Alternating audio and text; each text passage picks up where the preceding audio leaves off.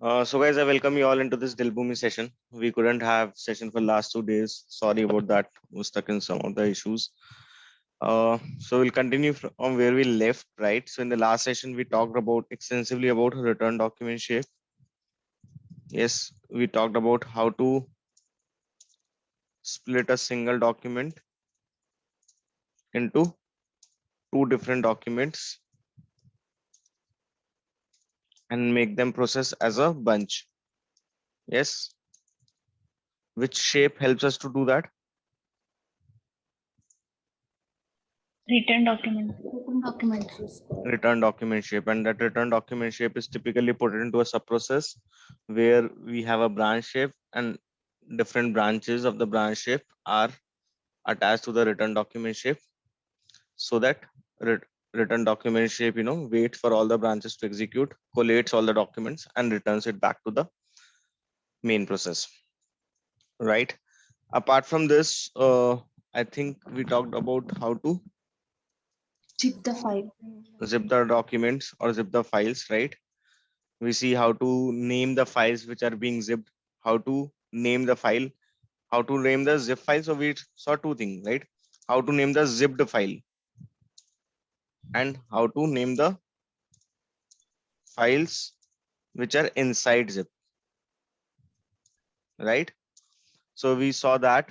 We try to uh, add this all. Apart from that, we talked about the mail connector, right? And how to override the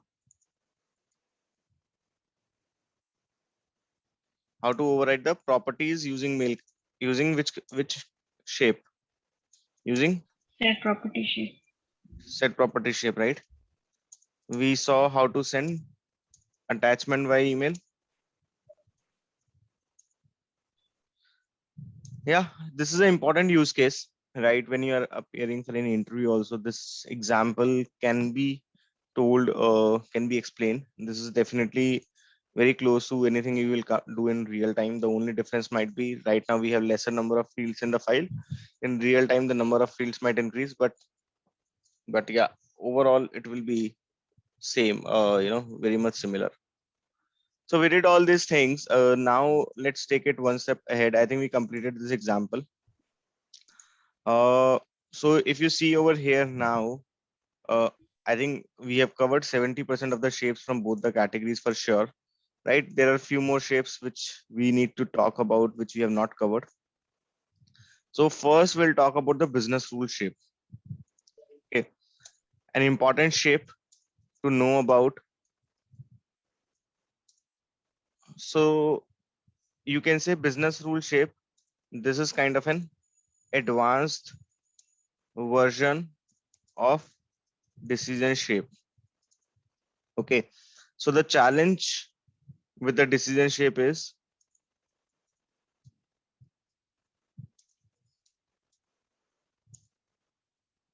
you cannot write nested conditions, right? So in real time, we will have a requirement wherein we might want to check if a equal to 1 and b equal to 2. We have to do some, we have to, let's say, print something. Yeah. So now with decision shape, what's going to happen is if we want to achieve these kind of use cases, I would not say that it's not possible, but then you have to use multiple uh, decision shapes for that, right? Isn't it? You have to write multiple decision shapes, and when you have lot of expressions like this, right? I just wrote one condition, but you can have more expressions like this. It becomes really difficult to achieve those with the help of decision shape. Another important thing which is missing from the decision shape is that it cannot iterate over the element, over the multiple occurrences of an element inside a document.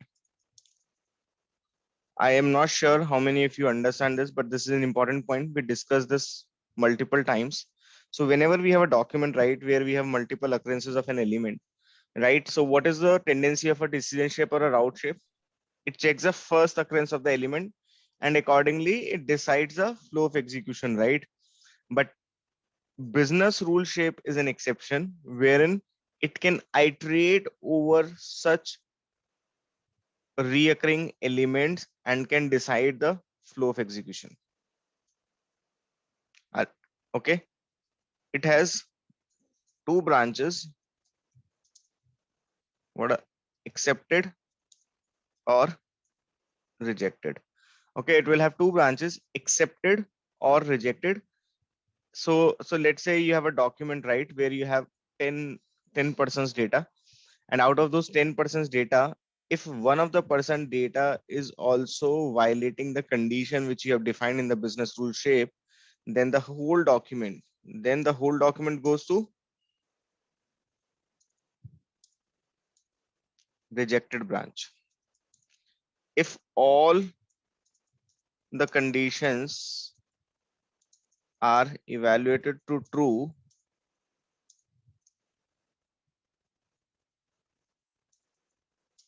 for all the occurrences of an element,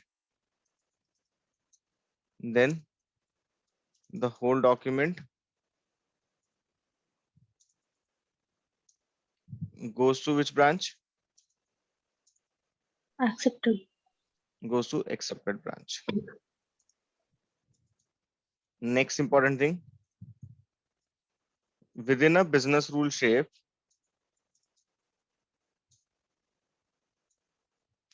we can have n number of rules defined. Okay, so this is all theoretical. Let's look at it. How does it look like? So what I'll do is I'll just close this process, the one which we have been working on, and let me save and close. Save. I'll just close everything.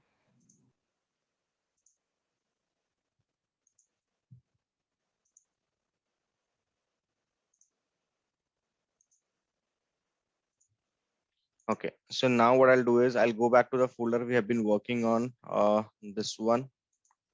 Then here there are a lot of folders. In this one, I started creating a process, right? There are a lot of processes we created. Some many of those are sub processes, right? So I will just create a new one.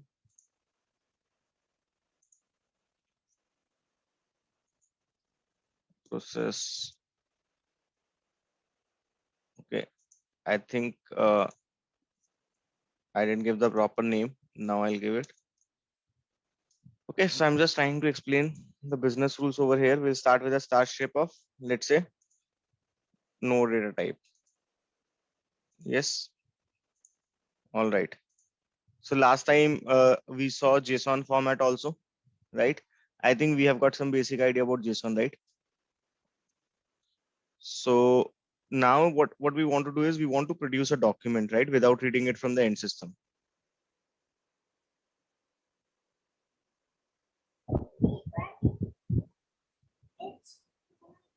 Yes. So which shape can we use? Message shape. Message shape. Okay. So we can use a message shape, right? So let's use a message shape over here. And in the message shape, let's say I have a element. Okay, let's have it like this. Let's say we have a root. Within that we, let's say, have a name. Okay. Name is, let's say, Sumit. Then we have a closing of the root, right? Each starting element must have a closing element, right? So we did this. Now we go to business rule shape. So here this business rule shape is here. So the moment you drag and drop it, it will ask you some condition, right? What are the condition it is asking? Profile type, database, EDI, flat file, XML, JSON. So which one do we need right now? XML. XML, right? And let's say I will write XML name. I will say I want to create it manually. So which is my root element? Root, right? And what is the child element? Name, isn't it? The details which I have in the message shape, this is the profile which is going to represent that. I will just say okay for now. Okay. So this is how it looks. Let me show you again. I dragged and drop a business rule shape. It is asking me to choose the profile, right? Let's say I choose any of the profiles for that matter. Okay, I'm just using any profile for that matter. Okay. After that, you will see options to create some rules and all, but that's fine. Just hit okay. If you want to get rid of this, go here and say remove. Yeah. So we have a message shape, we have a business rule shape. Business rule shape has two possible branches: accepted, rejected, right? This is what I told. There are two possible branches: accepted or rejected, right? Okay, this is one of the certification questions also. Some of you who have already started writing the certification exams might see a lot of questions which I tell will be there, must be there in the exam also. Okay, so this is accepted, rejected. I'm just adding a stop shape for now, right? We will see the implementation later on. So now if you see the business rule shape, right, there is a section called as configure. I mean, the configurations are missing. So we'll double click on this. Now what does it say? It says get started with business rule. The business rule step allows you to create advanced logic and validations rule for your process. You can create multiple rules. So we can create multiple rules over here. You can click on this. You can create a new rule. So let's say I name it as rule 1. Okay. Likewise, you can have more rules also. This is like, let's say rule 2. Okay. So can you do multiple conditions evaluation over here? Rule 3. I mean, these are rules, and within each rule, you can have complex conditions. Okay. There is a project of ours, right? Wherein we have to validate the payload with different conditions. And that's where you find we have used it extensively. You will find it very, very useful whenever you want to write some complex or advanced conditions, right? So we can define likewise multiple rules. Another important thing is, let's say you want to change the profile, right? A lot of people get confused where to change it from, because you go back, you don't see an option over here where to change the profile from, right? So you just double click on this, and here there is an edit button. And if you want to make any changes in the profile type or the profile, or you want to set a display name, you can do it from here, right? So you can define multiple rules. So for now, let's say I'll have two rules. Rule number 1. So it is asking me, so this, whenever you define a rule, there are 3 sections to it. One is an input section, another is the conditions, and third is the error message. Okay. Another important note I would want to write is business rule shape has inbuilt error handling. Okay, you will understand what does this mean. Okay, but then this is an important note. So what I want to tell you is, whenever you are defining a rule, there are 3 important sections. One is input, second is conditions, and third is error message. Now, until and unless you define any input, you cannot define a condition. Okay, and this error message is kind of optional, but input is kind of mandatory, right? So I will say input. So there are 2 options. This is again another certification question. What are the different inputs we can have for a business rule shape? What are the different inputs we can have for a business rule shape? Field and function. Field and function. Field and function, right? Uh, so field we know, right? It means from profile only. Correct. So we say field, we select field. And if you want to give some alias means what? Some name which you can easily recall, right? Instead of this, for example, I want to give alias as name. So I can refer this name which is coming from the profile only with the identifier called as name, right? I can give like this name, where it is coming from, it is coming from this. So this is one element, or this is one input. If I want to remove it, I can remove it like this. If I want to add this, I can again go field,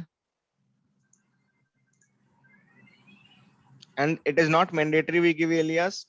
It's up to us, right? Okay. Now here we have something called as function. So in the functions, you have different types of functions. Yes or no? So let's say I take string function. In string function, you have left character trim, right character trim, white space trim, string append, prepend, concat, remove, to lower, to upper. Okay. And then you have string split also. But do you have anything which helps you to find the length of the string?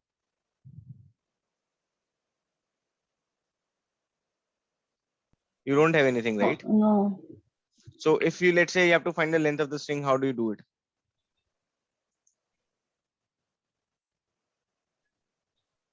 It's a very And I simple or a common use case, right? Which you might get. define So then in that case, you will have to go for custom scripting. You have to go for custom scripting. And in custom scripting, let's say we use JavaScript, right? So if you want to find the length of any string, you'll have to give some input string, right? Let's say I am saying in string. And what would be the output format? It will be length, right? So now let's say if you don't know how to write the JavaScript, that's fine. You remember I told about some Rex tester.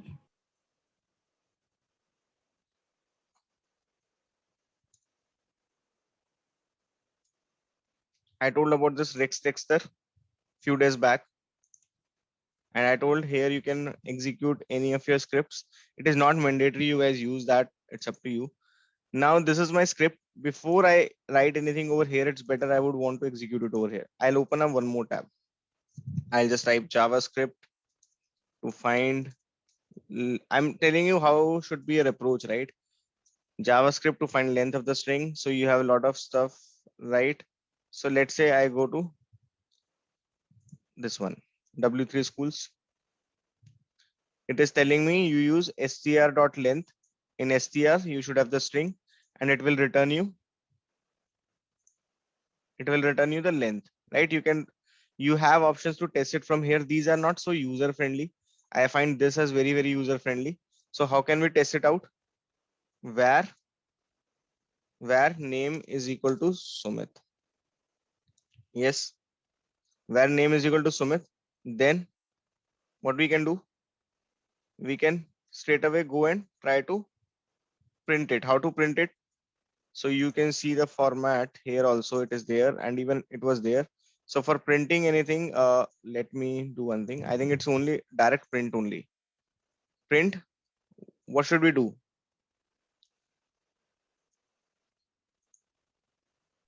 We have string dot length, right?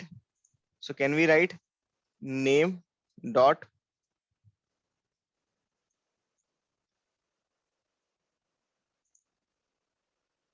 can you see we see length? Yes or no? Yes, it's simple. So you can go here. Now you have to make sure that whatever name you have used over here, right? Same name has to be used in your code also. So one common mistake which happens, I have seen a lot of times, people end up adding a extra space over here after the variable name. Okay, sometimes they do a copy paste from somewhere, and because of that their code does not run and people don't understand what is going wrong. So we will write if, not if is not required, I'm so sorry.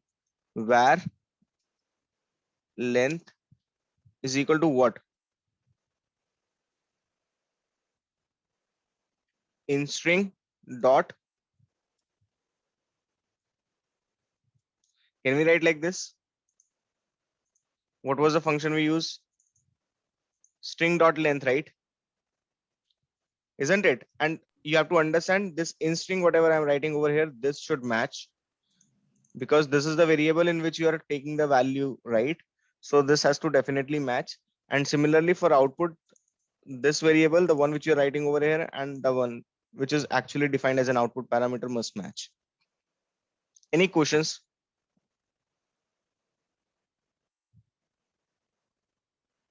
So this is a function which will help you to find the length. Okay, so I'm defining this as a string length. Okay, now it is asking me to choose the input string. Can I choose this one? Yes or no? I can give name. So now how many inputs do I have? Two inputs, Two. right? One input is a Name. field and another is a function. Function. Yes. Okay. I'll go back. You can see the business rules right over here. So in second business rule, have we defined anything so far? No, right? We haven't defined anything. That's fine. So now there are two inputs. I can have inputs as fields as well as functions. You saw how do we have function as an input. Now for this function to work, we had to give this name, right? So that field was required or not? Whatever I took on the top, was that required or not, even for this function to be called? Yes, it's required. Because if I'll define a function and if I don't have any input parameter to pass, then that function will not make sense, right? Isn't it? That function will not make sense. Here I defined a function, but then while defining the function, I had to pass some values. So I had to give some string, right? So I can choose here.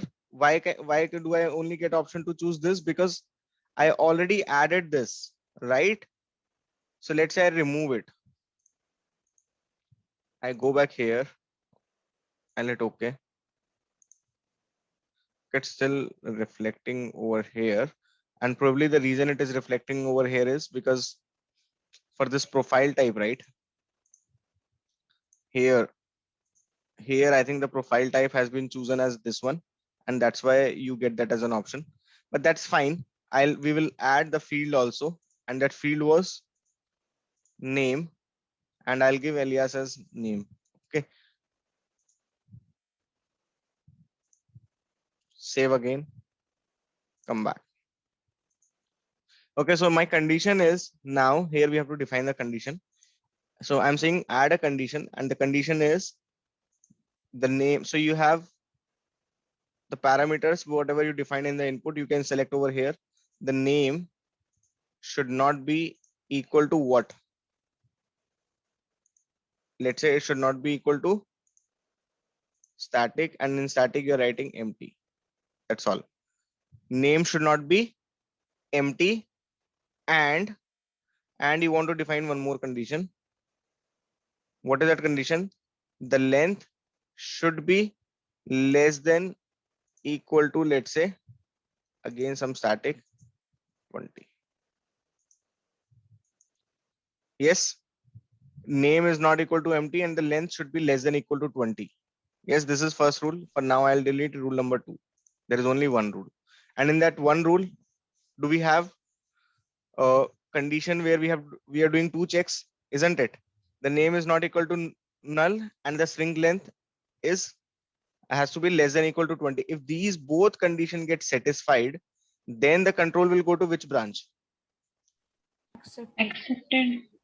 Accepted branch. Otherwise, the control will go to the Rejected. rejected branch, right? So first we define this condition, save. Here, let's see the value of the name. So what do you think? The control should go to the accepted branch or rejected branch with the input we have right now in hand? Accepted branch. Accepted branch. Let's test it out.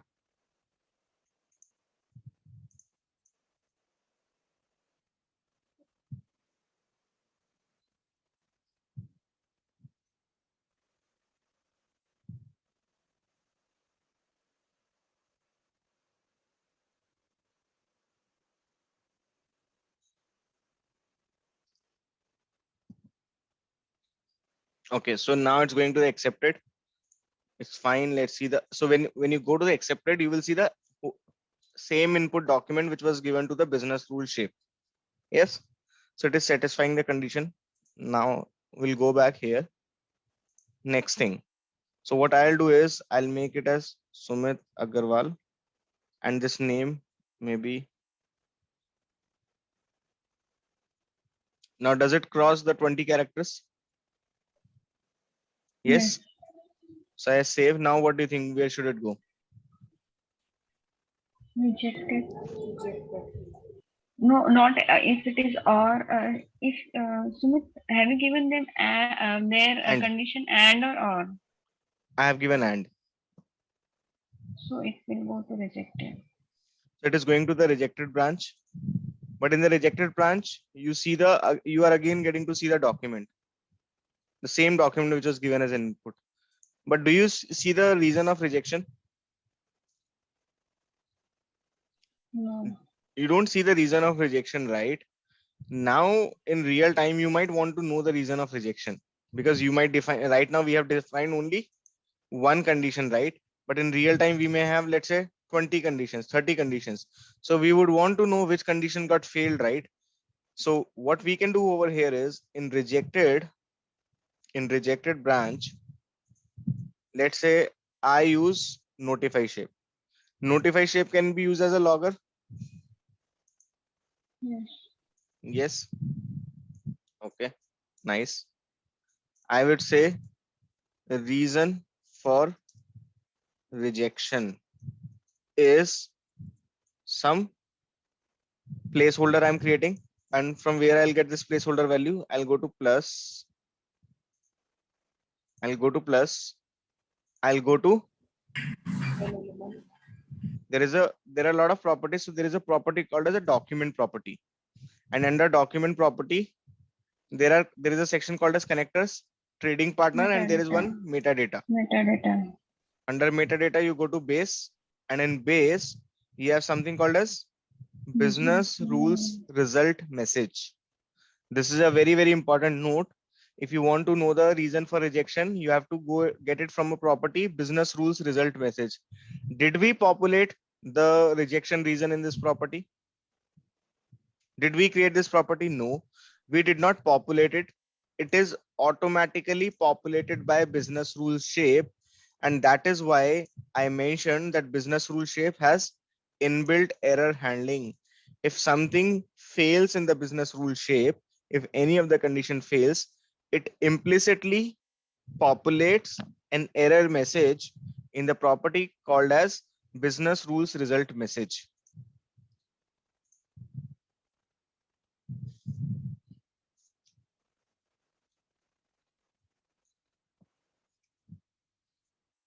So we come to the notify shape.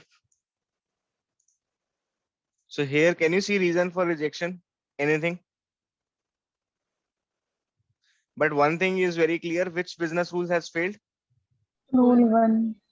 One has failed, right? So it is giving you the business rule, but it is not giving you the exact error message, right? But it is definitely telling you that which business rule got failed, right? Isn't it? So for example, here I go and I define, let's say, one more business rule. Rule number 2. So now one problem with this is, for each rule you have to define the separate inputs, right? So here I will have to say, let's say I give field, I'll say name. Okay. And I'm adding a condition. Let's say name contains something static. Let's say Sumit. Yes. Name contains Sumit. Okay. So how many, so here if you see the input has Sumit, yes or no? And if I go back here, rule number 1, for this one, I can give a proper name. Let's say rule number 2. So how many rules do we have? Rule 1, rule 2. Yes or no?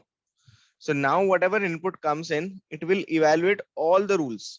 Okay. It will evaluate all the rules. And even if one of the rules gets failed, then the control will go to the accepted branch or rejected branch. Rejected. It will go to the rejected. So all the rules must pass for the document which is coming as an input. Understand this very, very carefully. So now what do you think? The control will come to the accepted branch or rejected branch? Rejected. Rejected. It comes to the rejected. Do we see business rule 2 failing? No, right? Only which one is failing? Rule 1. Rule 1. And please understand that the behavior of the business rule shape is it will evaluate all the rules and it will give you the summary. The way, so now let's say we change this condition. How do we change the condition? Here you see a edit button. So I say name. If name is equal to, let's say static is what I'm choosing. And here I'm writing empty. So if it is empty, then this condition will be true. If it is empty, then this condition will be true. So in that case, what do you think? This condition should pass or fail for the input we have? It's fail. It should fail, right? Isn't it? So now I go here. The point I'm trying to convey over here is, let's say we have 100 rules defined. If let's say the first rule fails, okay, it should still go to the second rule. Can you see which all failed now? Rule 1 as well as rule 2. So that does not mean if the rule 1 failed, it does not go to the rule 2.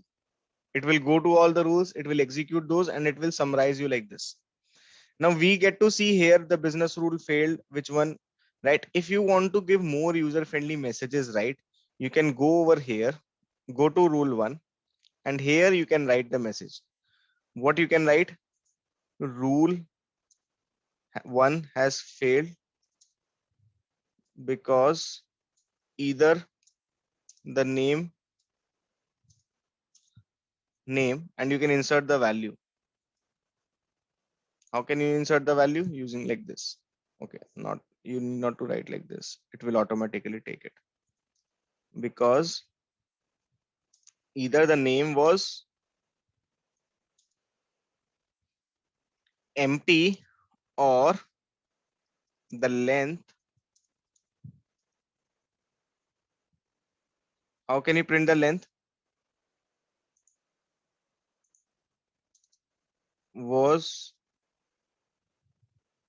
greater than 20. So now you write like this. This, you have given the error message. You hit OK, save, run the test again.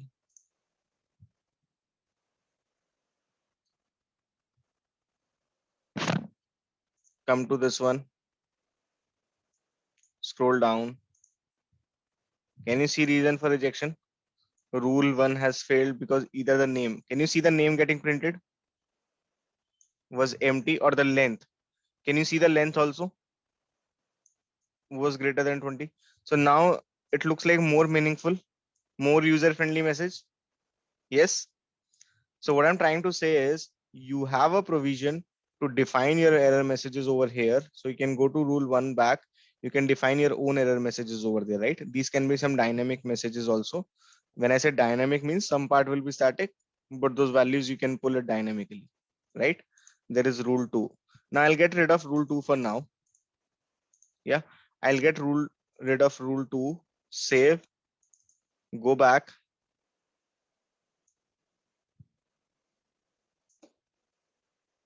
Save again. Now ideally I think it should go to the which branch? Accepted branch, isn't it? It goes to the accepted branch. Absolutely fine. Now here is the profile. Now if I want multiple names to come as an input, what should I do in the profile? Max occurs unbounded. I should make max occurs as unbounded. Very nice. I did so. Now I add one more name. And let's say like this one is like this. Now what should happen?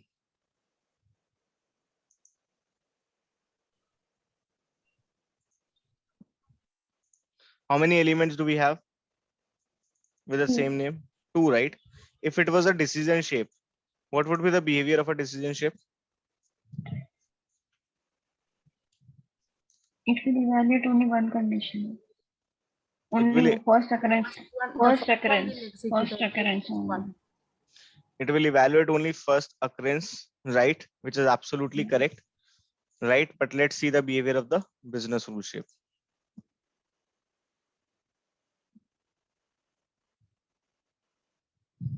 The control is going to which branch? Rejected branch. Yes. When you come here to the notify shape, what does it say? Rule 1 has failed because either the name was null. Actually, it took name, right? Name value was empty, or the length 4 was greater than 20. So here the issue is the value which was coming as an input, right, was empty. It took the null, yeah, null as the string, the length 4, No, because we didn't. no, actually what it has done is it has kind of clubbed two error messages because we have two documents, right? Yeah, I but think. we don't have a string, any string with 4 length, whose length is 4. Yeah, I think you're right. It has taken null as Yeah, string null and as a calculate. 4. Yeah.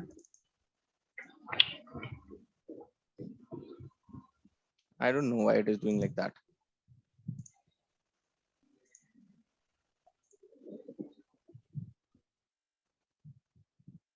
I mean, it is rejecting it. The condition is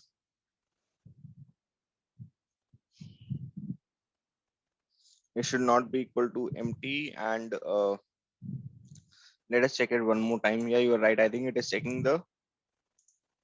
So rule 1 has failed because either the name and it took name as null, and I don't know why it is evaluating to string. Actually, this is a bug in their component only is what I feel, because they are clearly telling it was so this is what we added, right? And it has failed because of this only. Because it has failed because of this only, but ideally we should not have seen the length as 4. Okay, then this is kind of an issue.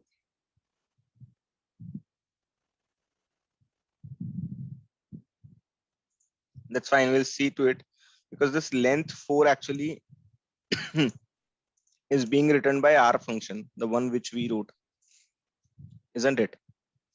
Mm. Yes. So let's say I give here this one. Let's see. It says length is 0, right? Okay. But I don't know why it's going null in this case. Let me try to write it like this. Maybe that will make a difference.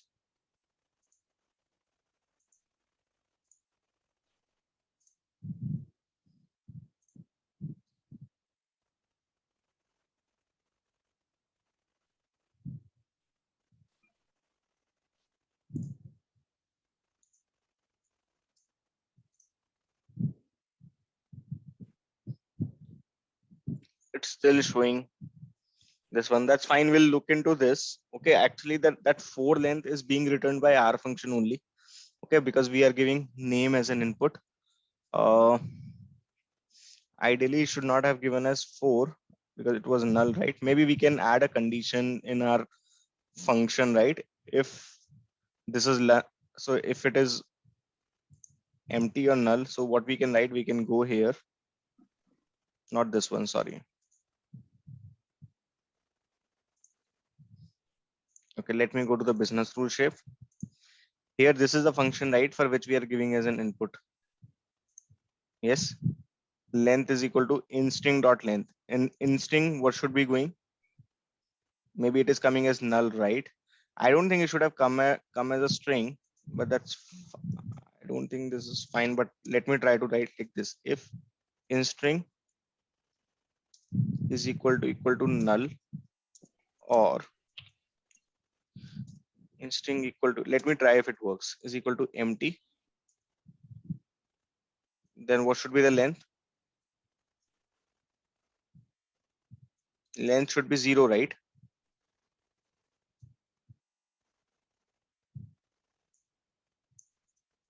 Isn't it?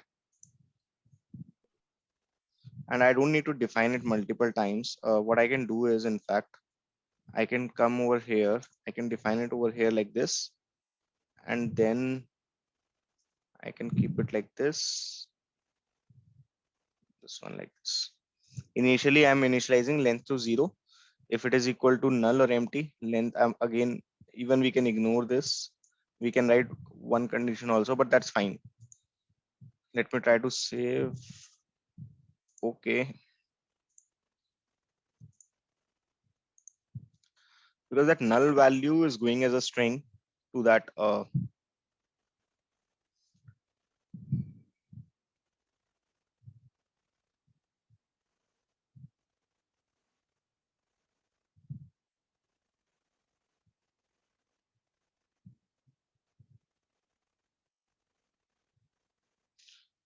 business rule failed, error executing custom script, found or if sticker to null, blah blah blah. I don't know what's wrong.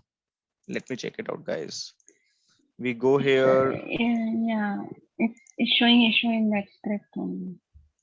Okay, so this is a common problem you might also encounter. So what we'll do is in all such cases, we'll prefer writing like this.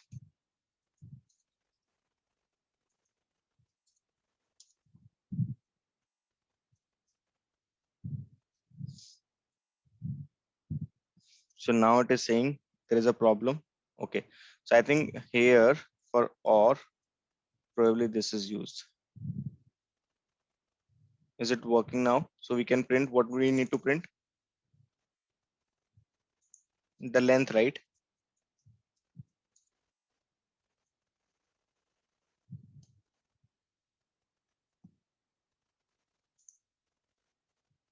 So printing the length as 5,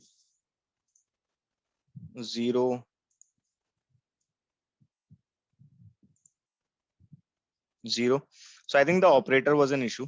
Okay, maybe in for or we have two different conventions, right? In some languages it's or, and in some languages it is pipe symbol. So I don't remember, like there are different languages I work on, so that's fine. Let's run it now and see if it works.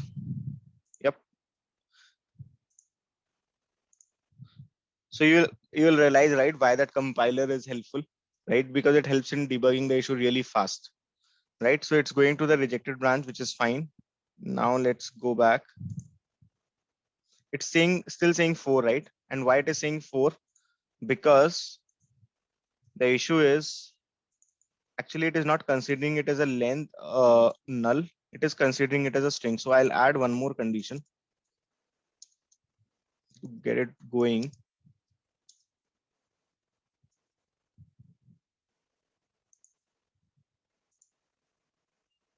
I think it should work now.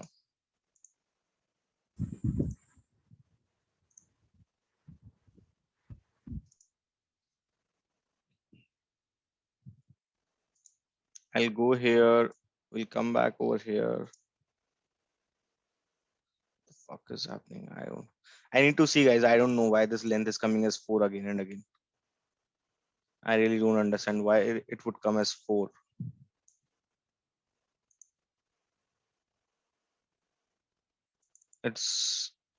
We are not passing anything. It goes here as an input, rule 1. It will go name. Here we are giving it as an input. Let me check one more time. Even we checked equal to null.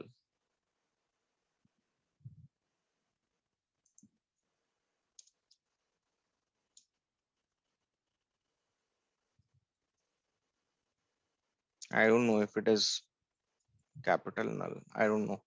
Different in some languages null is represented like this. In some of them it is represented like this. This is the last condition we'll check. Otherwise we'll park it. We'll move on.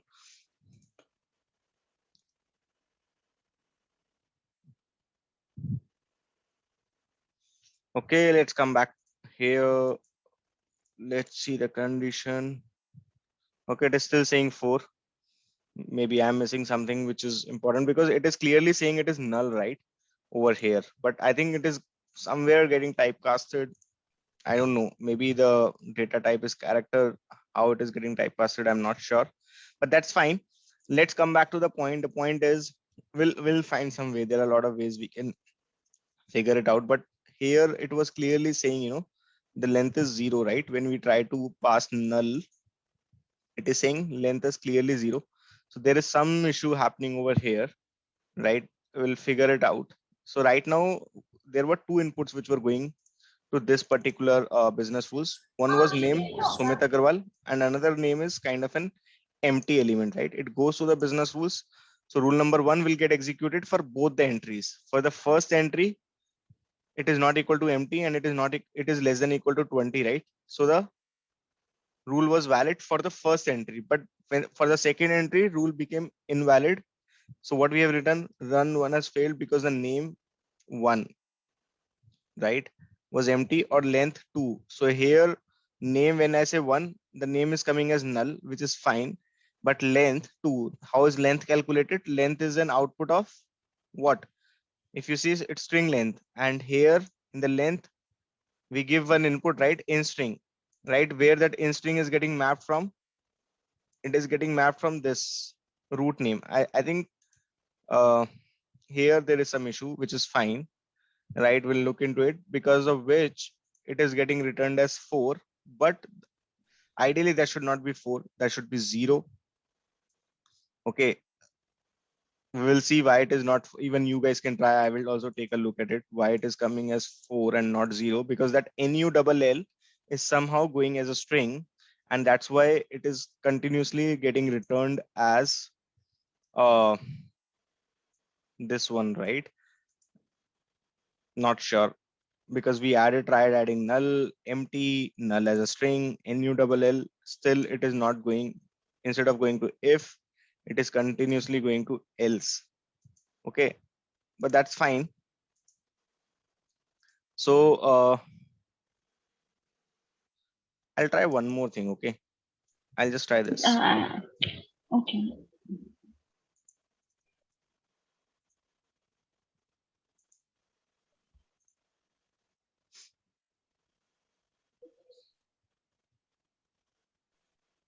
Sumit, here I have one question. Can I ask? Yeah, you can ask. So for one string, will it be checking? Will check only two condition, like if it is not empty and if it is like less than or equal to 20. For one string, it will check both the, like for one occurrence, it will check both the conditions. Yes. Or but we have given and condition. Okay, so it is not null. That's why. Yes. Sorry, I was confused. That's fine. So I think we have an issue here, which we'll try to figure it out, but I think we should not spend more time. We already tried to see. The issue is the length should not come as 4, rather it should come as 0, right? I showed you here in the compiler, it is coming at 0. So somewhere either it is getting typecasted, it is becoming like this. Okay, so when it becomes like this, we try to run it, we get 4, right? And that's why we are getting also 4. But I try to check with this null. Okay, it's not working. We'll take a look at it, guys. That's fine.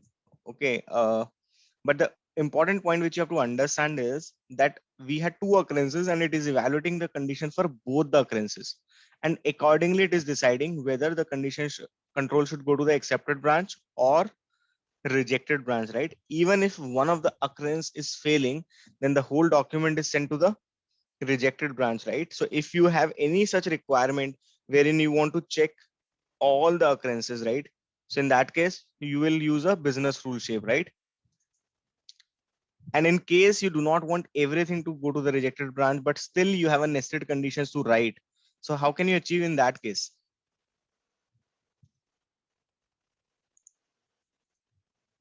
You can split the document, right? Isn't it? In that case, you can split the document. So we can go here, we can say split documents. Which profile is that? XML profile, split element, name it. Okay, say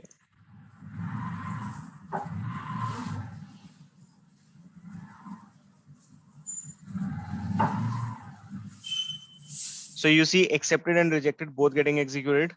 Okay, but whenever we have such kind of scenario, accepted will always execute first, then rejected. Okay, so how many documents in accepted? One. And which one should be this one? Sumit Agarwal one, right? And how about this one? This should be the one, the empty name one, right? Isn't it? So it is working as expected. But how can we prove accepted is getting executed before rejected? Guys, someone is not on mute. Continuously there is a background noise.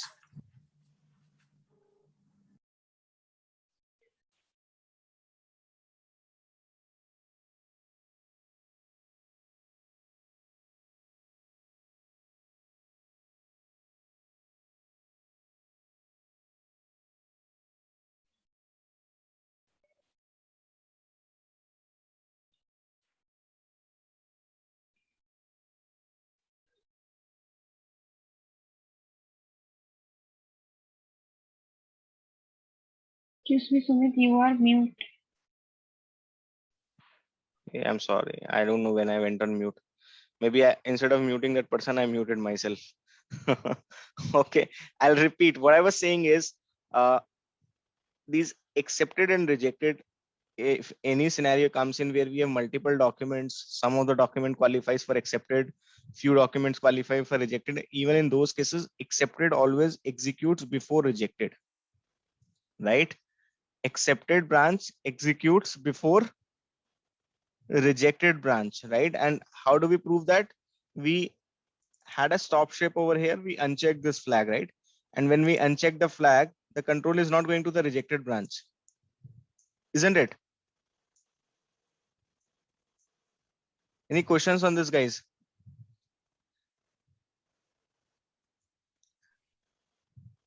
So I hope you understand different things about business rule shape, right? It can evaluate multiple conditions. We can write nested conditions. It can check the multiple occurrences of an element. It has two different possible branches, accepted, rejected. It has got inbuilt error handling. If you want to retrieve the error message, then there is a property called as business rules result message, which can help you to retrieve the error message, right? These are 4 or 5 different things which you need to know, that it can have, fields and functions as an input. So you saw here how it can have fields and functions as an input, right? Any questions here?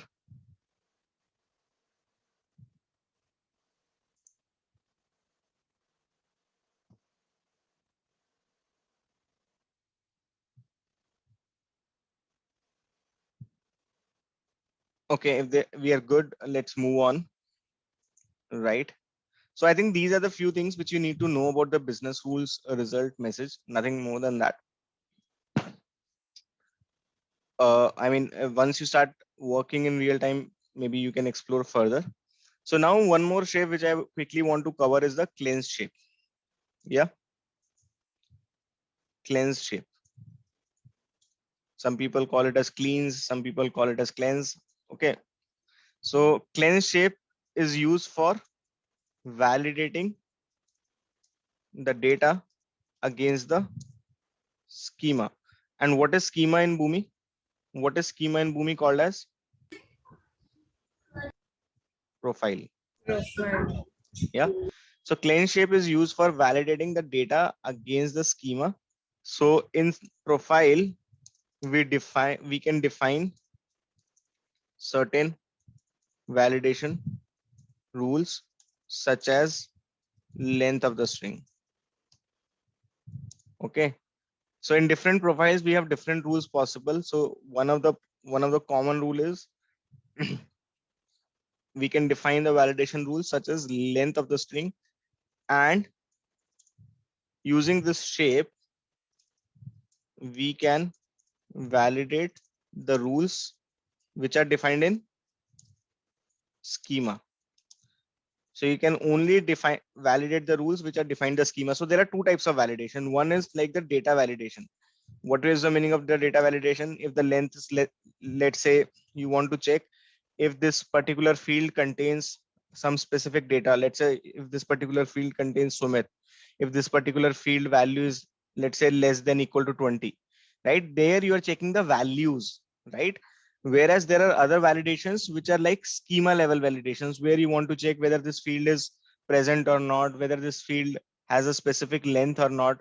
So when you want to do those kind of validations, typically we use schema level. So those all are also called as a schema level validation. So there are two schema level validations and one is business rules validation. So I'm telling you this from a generic standpoint, okay, not from Boomi standpoint. Whenever you're working in integration, these are two different types of validations you can do: schema level validations and the business rule validation. Schema level validations will include like null check, right? It will include like mandatory check. It will include like length check, right? Data type check, right? So there are many others, but generally these are the validations which will be there in the schema. Business rules means it will check whether it contains the value greater than some specific value, right? It contains some specific string. So for business rule validations, which shape we will use in Boomi? We will use either decision shape, route shape, and most preferably you should use which shape? Business rule shape, right? Business rule shape should be used. And here for this one, we can use cleanse shape. So cleanse shape is not so powerful, right? Maybe they need to extend the functionalities. It is not so powerful. The only I would say differentiating factor with the cleanse shape is it is not only used to validate the data, but can also repair the data. It can also repair the data. This is a very, very important note about the cleanse shape. Okay, this shape is typically used before the map shape. Okay, so let's take an example. So I'll just remove the stuff from here, and now we will introduce another shape called as cleanse shape. So what are the two possible branches we have?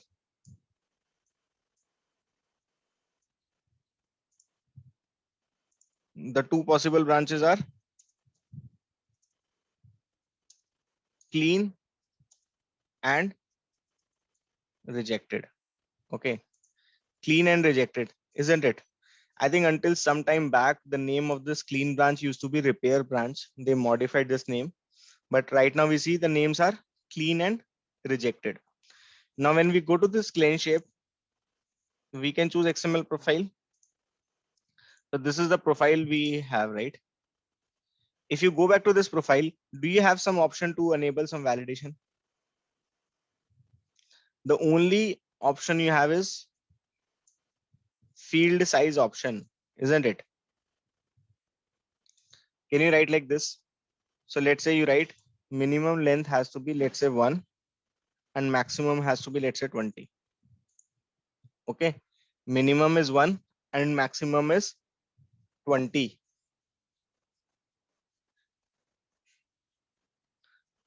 Are you guys following it? So this is the validation which you enable at the profile level. And what it can do is cleanse shape can validate those field level validations. So now when I disable, you have to make a note of it. Go to name, I disable this. Okay, I will disable this, save and close. Do you see any red color symbol over here? No, right? Now I go back to this profile. I enable this validation. I say save and close. Can you see this red color symbol? So the point I'm trying to make over here is it is only going to validate for those fields where you will see this kind of symbol. If you read it, the cleanse shape enables you to validate document field values and either repair or reject the document before further processing. So here what you can do is you can validate certain fields, right? If you want, you can repair the data. Okay, if you think things are not fine, right, and this is not going to work, you can reject the document there and then. Instead of mapping it, pushing it to the target system and then failing, you can reject it yourself also. So now if you see what it is saying, this field has a minimum length validation as well as a maximum length validation, right? So now let's say if it is not meeting minimum length, what do you want to do? You want to repair it or you do not want to repair it? Let's say I don't want to repair it. If you want to repair it, what are the options you have? You can prepend certain characters or you can append certain characters. What is the difference between prepend and append? Prepend is character will be prepended before the original string, and append is after the original string. Very nice. So prepend means, for example, if my string is, let's say Sumit, let's assume that if I prepend something, it will get prepended over here, right? And if I try to append, it will get appended over here, right? So now I'm saying if it is not meeting a minimum length criteria, I do not want to repair it. But what I want to do, I want to reject it. And if it has maximum length restriction being violated, I want to kind of repair it. And what are the repairing options I have? Trim the leading characters or the trailing characters. What is the meaning of leading and trailing? How does it differ? Leading is before the string and trailing is after the string. Very nice. Leading means before and trailing means after. So I will say trim trailing characters. I'll say save. I'll just add a stop shape quickly over here. Let's try to understand this.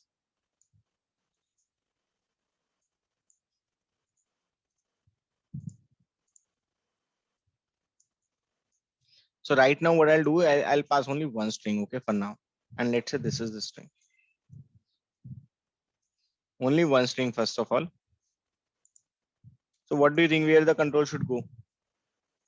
To the clean branch or the rejected branch?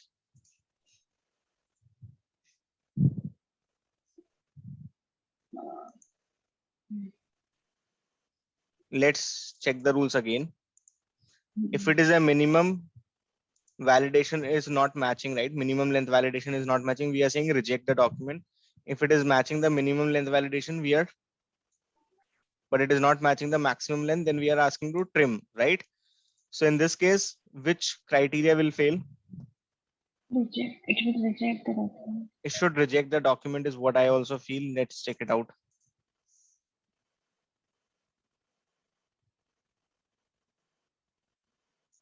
Is it rejecting?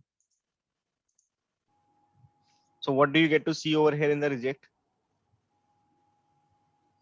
You get to see the document itself. But if you want to see the error message, how can you see that? I'll copy this over here.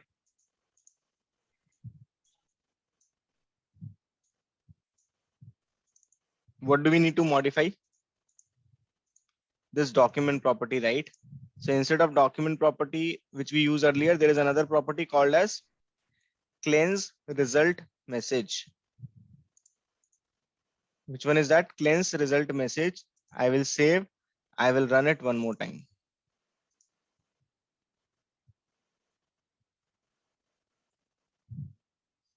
Okay, I come straight away. So what it is saying? Reason for reject. So this time error message is getting automatically populated. Yes. Reason for rejection is cleansing failed on data element. This one. Message thrown was element is shorter than minimum length. What is the minimum length? What is the minimum length we have defined?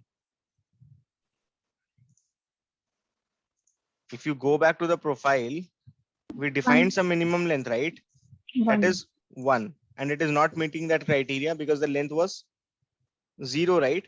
So here it means in this, when we were using that JavaScript function, the length was not getting evaluated correctly, but using this, the length is getting evaluated properly. Yes or no? And it is not meeting that. So in the business rules, we had to populate the error message. Was it giving the error message exactly what is going wrong? It was just telling you that which business rule is failing. But was it giving you the error message? No, right? We had to populate the error message, isn't it? If you remember here, we had to define this error message, right?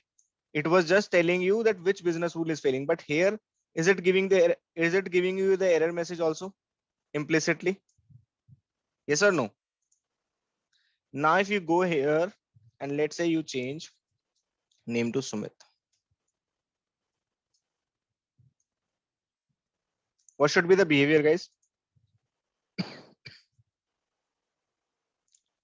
It should go to the clean branch or the rejected branch. Clean branch.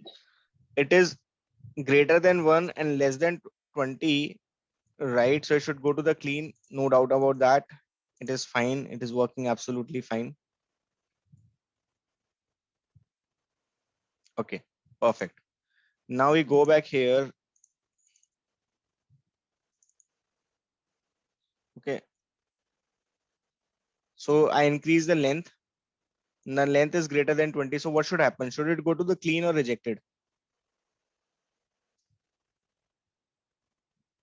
So if you go to the clean shape configuration, what you have told is if it is greater than 20, then you have repaired it. How you have repaired it? By trimming the trailing character. So it will not go to the rejected branch.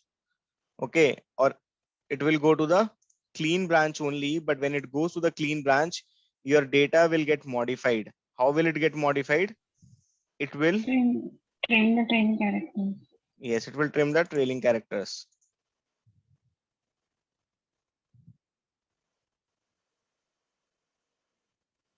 Yes, so it's working as expected. Now, one more scenario which I want to test before we move ahead is we have one more name. Yes, we have one more name.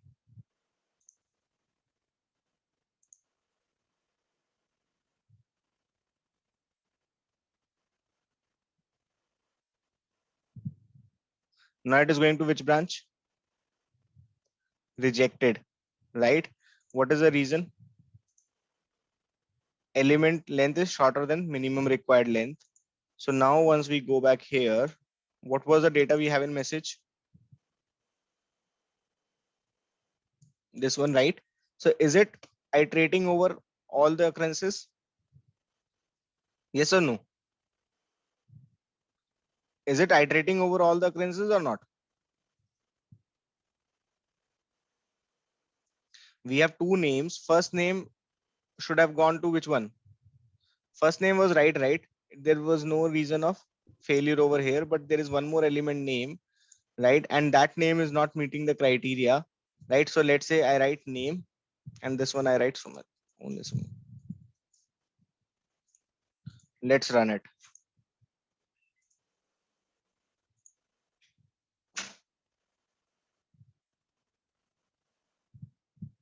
It's going to which branch? Cleanse, right? Because both the occurrences are absolutely fine, right? But now if you go back, right? If you go back and you change one of the occurrences also, let's say you make it as this one, second one is empty. So it will only go to the rejected branch if it is iterating over both the occurrences, right? If it is not iterating over both the occurrences, then the control should have gone to the clean branch, right? Because the first one is not violating the condition. But since it is iterating over both the occurrences, that's why the control is going to the rejected branch. So your business rule shape iterates over multiple occurrences as well as cleanse shape iterates over multiple occurrences. Are you guys following this? Yes. Any questions? All right, so we'll wind it up. Guys, I planned an API session,